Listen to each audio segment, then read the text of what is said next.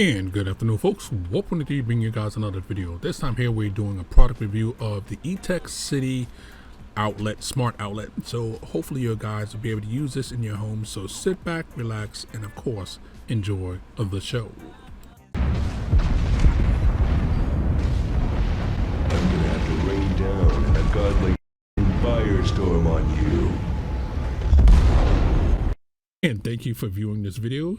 If you like the content, make sure you subscribe to the channel by clicking the icon above, and then of course hitting the bell icon to get notifications when the next video drops. So here we go.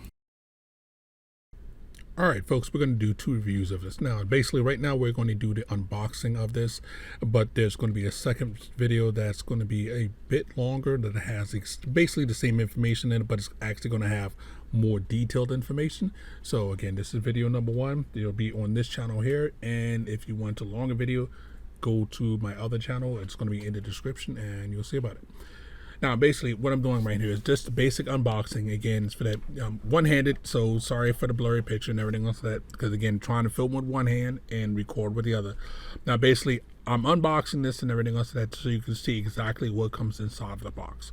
It doesn't come with a lot of stuff, but what comes in it is actually very interesting and pretty much what I call very important. Now, you can see it comes in a plastic bag and everything else, and it's actually an anti-static bag and everything else like that. And as you can see right here, it's a fairly square box. You can see how big my hand is and everything else for the switching system. I like this because it's actually big to house all electronics. Usually what happens is things like this are really small and they can't handle any power. Now basically you can see QR codes on the back, so basically if you have a smartphone with a QR thing, you can actually scan it from there, get the information for the app. But it also of course brings you some small paperwork, and it tells you the name of the app itself, it's how to update it and everything else of that again. And then now this tells you exactly where it's from. It tells you details inside of it, how to plug it in, how to go to the app, basically what frequency it uses, how to plug it in. So this little piece of paper right here is very detailed on how to get through it, and plus it also has a QR code on the back of it as well to help you look at it. Now this is the app itself. This is the VSync app that again all Androids and Apples is available on both platforms and everything else like that. And the reason why I'm focusing on how to install it is because it can be fairly simple, but sometimes it can be complicated. Now in my home, it's sort of I have a complicated system because it doesn't automatically sync in. I have mine locked down, so I have to go through a lot of more steps in order for you to actually log onto my internal system. But as you can see right there, on the left side, you can see the QR code for Google Play and also for the App Store for Apple, of course. So again, you can see me logging in here so that you can see what the app is. You click on install. It's not really it actually is a large app, excuse me. This app is approximately 120 megabytes and everything else like that. So if you don't have room on your smartphone and everything else, you're going to have a bit of a problem. But now once you have it installed, you'll come up with this right here.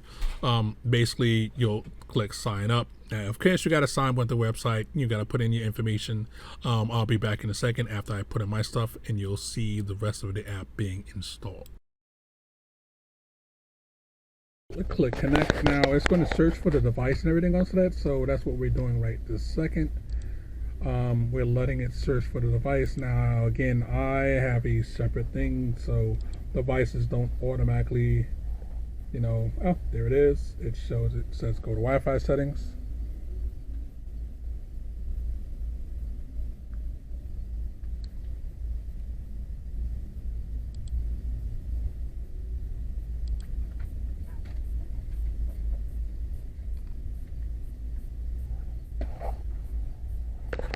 Okay, I'm in Wi-Fi settings, but that didn't tell me anything else.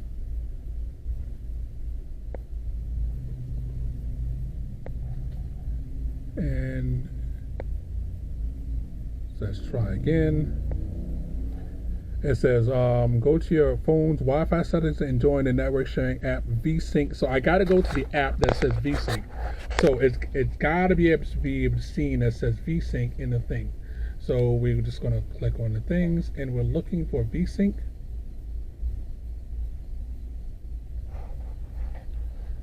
And hopefully it's going to show up on my Wi-Fi list.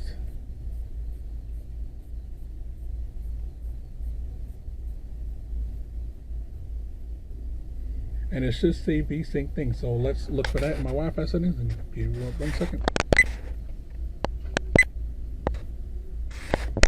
You want to click on that, click on connect. It's connecting. Basically, it's connecting to the device now and everything else. So that it wouldn't see it right away instead of that, because sometimes it does that when you can't be seen. So it's connecting now, and we shall see if this is going to work. Okay, it finally said it's connected to it. Again, it took forever and a day to say it's connected. And then I think we go back to the other app. Now it's saying it's connected, and now it's going through the syncing up of the app and the thing. Again, sometimes you have to do this more than once just to show that it's actually working right, because sometimes it just doesn't want to connect the first time. And especially if you have a system like mine, which I have Wi-Fi control where it doesn't connect automatically, I have to basically allow it to do that. So basically for me, it's an extra 2 steps. So it still says it's connecting, and it should find it in a second, hopefully.